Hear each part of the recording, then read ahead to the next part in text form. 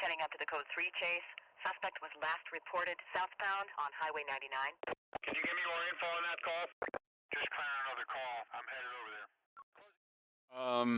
Well, years ago when I must have been in 7th or 8th grade, I remember there was a domestic incident in front of my house, and there was a bunch of yelling and screaming that was going on in front of the house, and I looked outside my window as I was lying in bed, and there was a police officer that was trying to arrest a guy that had beaten his girlfriend.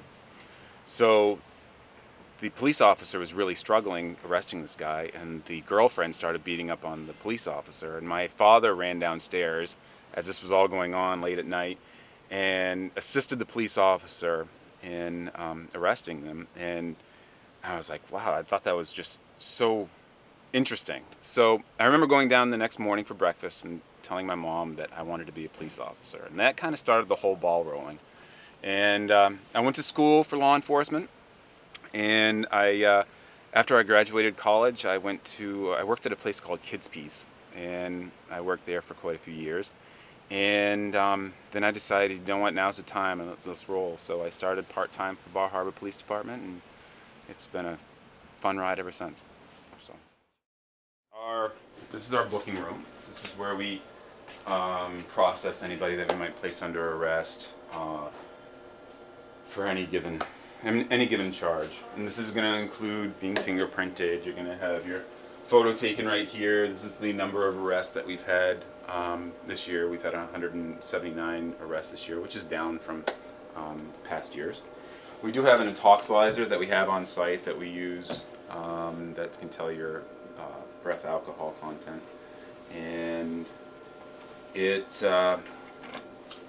this little hose right here. We can determine how much alcohol you have in your system when we're doing OUI enforcement. Our typical day is coming in and getting caught up with the shift that you're relieving.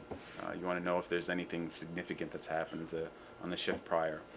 Get caught up on all the reports that happened throughout the shift before. And your shift varies significantly from year to year. It could be anything from, there's a lot of report writing.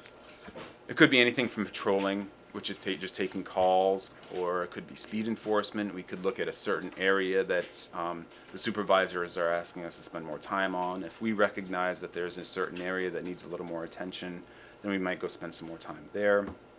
So, and in between that, we are either writing reports, we're doing follow-up with other cases, we're getting with other complainants. So it's really hard to say. There's no real one specific thing that happens.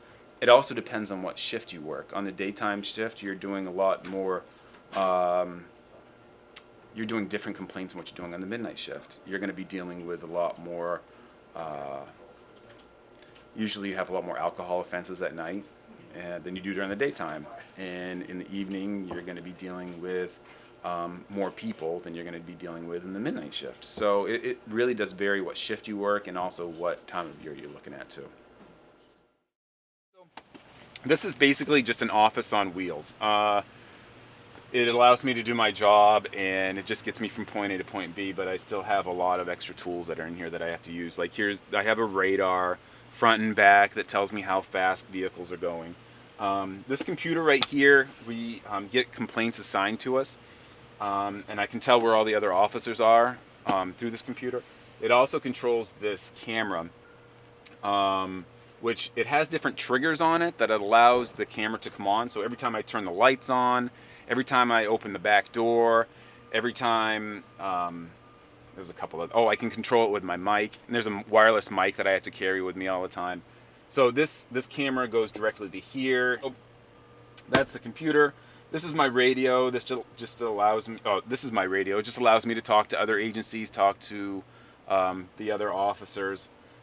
This is my lights and siren, and this is the cage. Helps keep me safe, so nobody can get to me, and they don't try to hurt me when I'm driving from point A to point B. So, but other than that, it's just a full-size pickup. The best thing, okay, this is going to sound really odd, but I love the sense of community. Like, I love going into a coffee shop and knowing people. I love saying hi to people. I love, if I go to a complaint, I know a person's first name. I love, like, all that stuff is really, I really value that stuff. So I know at other agencies, some larger agencies, you don't necessarily get that. And that means that the stuff that that's one of the best things about my job. That, like, I really love people. So it really helps out a lot. Working midnight shifts and the schedule is really tough. You work weekends, you work holidays, you work, all that stuff just, it adds up after a while. So that's one of the hardest things about law enforcement. This is just a radio console. This is just a computers. We have different computers that do different things. Alarms that come in here. She's responsible for all that. And if you just want to dial 288-3391, you will get Sharon here too. So when I was a rookie, I was called down to Sherman Bookstore to remove a squirrel from the shop, and it was the height of the summer. It was middle of like July. There was tourists around everywhere. People were around everywhere. So me and another officer went down, and I had no idea what to do. What do you do with a squirrel inside a bookstore? So I get down there, and sure enough, there's a squirrel running all around everywhere. And I had it trapped in one corner, but I didn't really know how to get it from the corner to outside the store. So they were like, well, we'll give you these oven mitts. And I had these lobster oven mitts that only opened up halfway. So here I am, rookie cop with 2 lobster oven mitts, and I pin this squirrel in the corner, and I grab it, and I run out the front door. It's screaming the whole way. I've got tourists taking pictures of me the whole time. I throw the squirrel in the middle of Agamont Park, and I turned and ran the other way. And of course the squirrel took off, and everybody's happy, everybody's fine, and for some reason people applauded me after that. But I was, yeah, tbland at MDIHS, email address.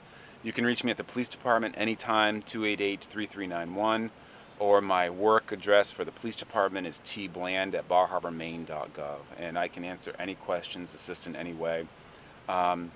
Even for the HCTC program, I've done a lot of teaching up there too. I'm familiar with that program. If you guys have questions in regards to that, I would be more than happy to help.